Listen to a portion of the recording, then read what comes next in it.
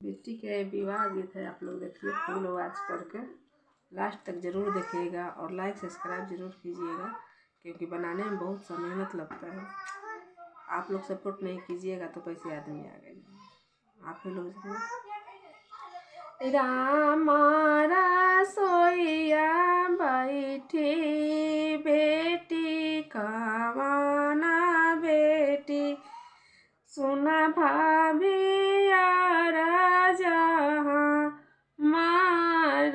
जी सुना भाभी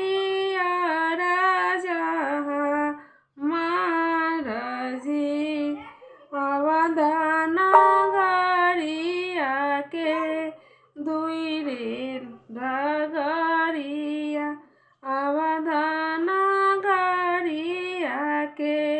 दूरी रे डगरिया भैया पेठाई बुझावा माँ सहे आए भैया पेठाई बुझावा माँ सहे इतना बचाना सुनी भाभी कमाना भाभी इतना बचाना सुनी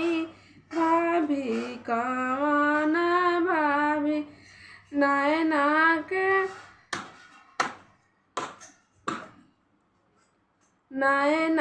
करे जे लगली लाल जी इतना बचाना सुनी भाभी कमाना भाभी नैना करे जे लगली लाल जी सवना भादउआ के भरल नदिया हो सवना भादउआ के भरल नदिया हो नहीं जाई है स्वामी जी मार जी नहीं जाई है स्वामी जी मार जी भाभी मोरो भैया अपना नवतली है नहीं जाई है के लाई है सुधिया मार जी भाभी मोरो भैया अपना बड़ा जाली हो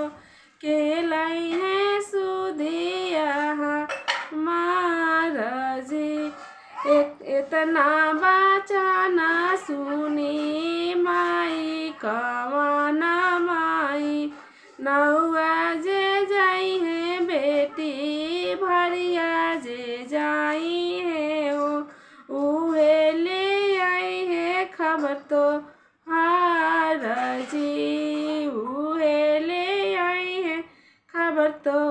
हार जी रामा रसोइया में से बैठी कवाना बेटी भाभी जी से यार जहाँ मार जी भाभी जी से यार जहाँ